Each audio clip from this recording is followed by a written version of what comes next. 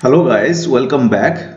Today we are going to learn how to apply a formula for in multiple files for a particular folder.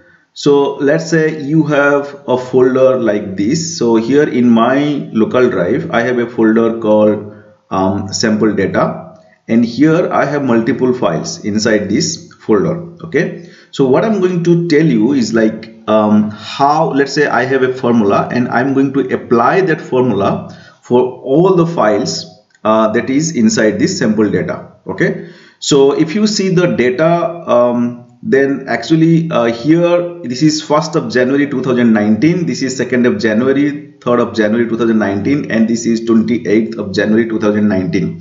So basically these are all time series data and for 2019 January month. And if you count, these are all 20 files because there are 20 trading days, and these are all NFO, basically future and option data for 2019. Okay, now for this we have to first import all these data to our Python, and I have already made a videos that how we can import all the data from a particular folder. You can see that video if you have not see that.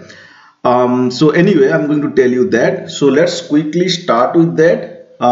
So first, basically what we need to do, we use generally glob function. Sorry, so we use generally glob function, and so first, so from glob import glob. Okay, so this is the function that we use to importing all the files from that folder. Okay, so we have to use this one, and as we are going to convert those files into data frames, of course we we have to import pandas as well. So for that, import pandas. So import pandas as PD. Okay, so these two libraries we need. Okay, so let's run this now.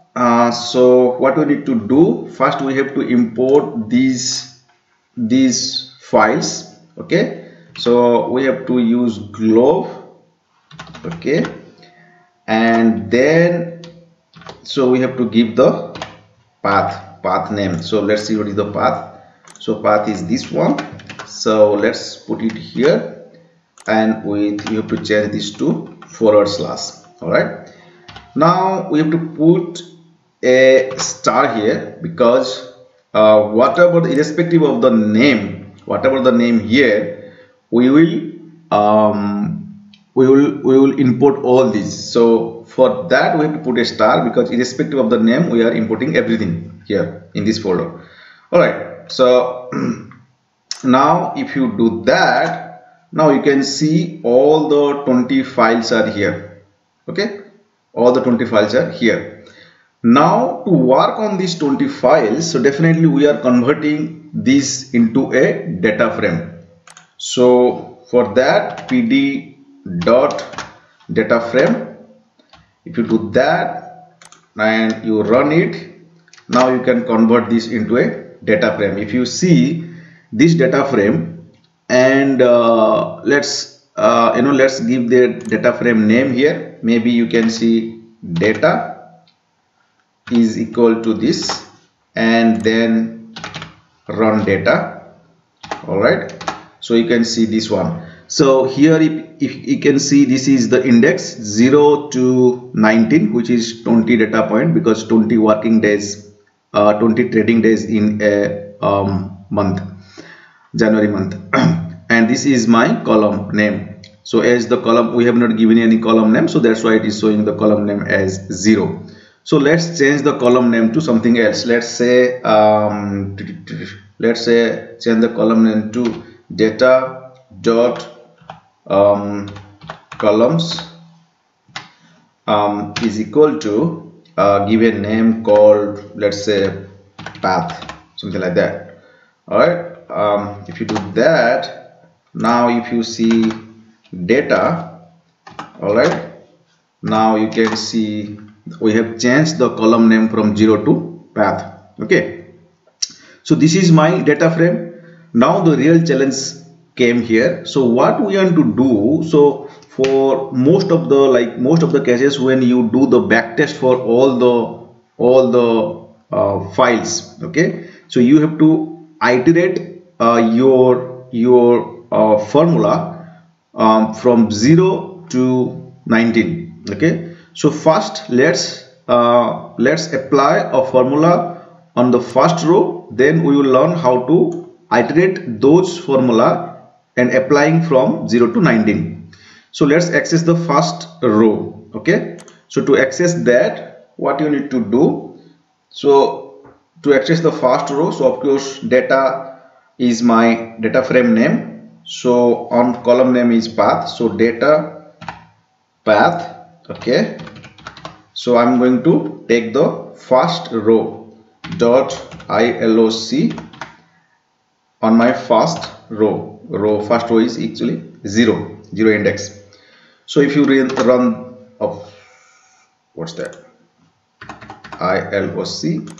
All right, so if you run that, so we can see here my first row name. Okay, first row name is this one. So let's take an example. So here let's do one thing. Let's create a column name called date, and we will take the date from here and put it into that column for all the rows. Okay, so how to do that? So let's first apply the formula for the first row. This is my row, so let's apply this. So how we want to take this from the entire name? So first there is a function called split. Okay, so dot split, I'm just giving an example here how to do that. So dot split with your underscore, let's say, and if you do that, now you can see here, this is 1, this is 2, this is 3, this is and 4. There are 4 elements now, in fact. So we need the last element because the date is in the last element. So for that we need -1. -1 represents my last element. So if you do that, I can get my last element. So in that, again I need to split with this dot because I want this one. So that way. So again dot split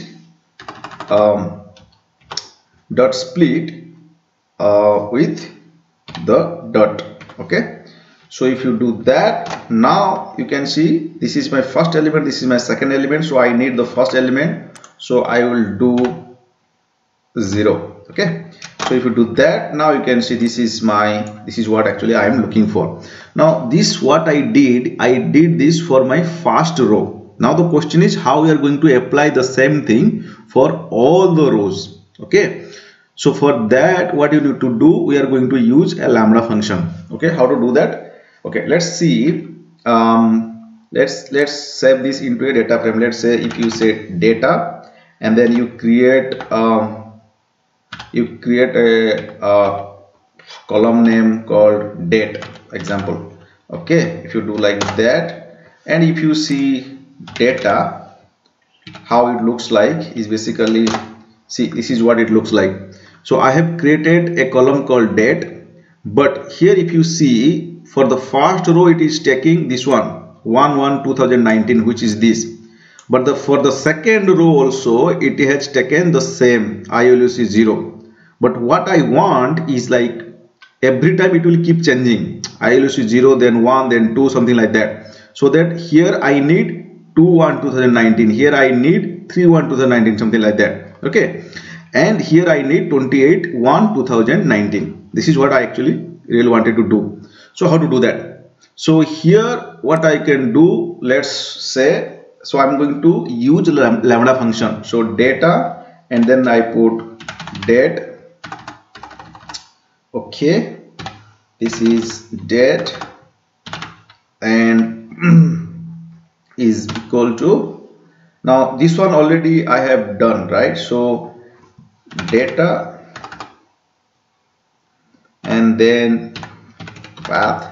Okay, so instead of doing for ILOC 0, okay, what I will do, I want to do for all the rows. So dot apply, okay, and then I will say lambda. I will use the lambda function, lambda x, and then I want to use this formula, dot split this one. So copy and paste it here, okay. So if you do this, okay, so what you will get is basically this will apply for all the rows now, okay.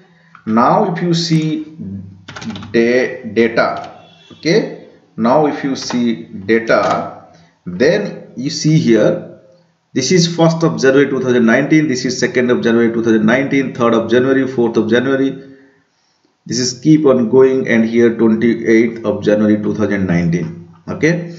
So this is how you have to apply a formula for all the rows in a data frame, in fact, okay. So indirectly all the files in a particular folder. So if you are a data scientist or you are a trader, if you want to do backtest with the time series data, or you want to do a data analysis, then, and if you have a lot of files in a particular folder, so as I told you, first you have to import all those files through this glove you can say libraries, and then you put them into a data frame, then apply the lambda function to apply the formula, use the lambda function to apply the formula for all of the rows, okay, to get the outcomes.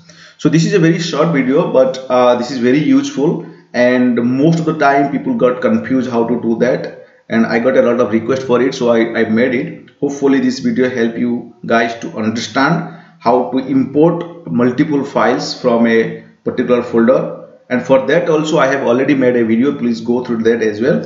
And this one is especially that how you can use a lambda function to apply a particular formula for all of the rows in a data frame, okay.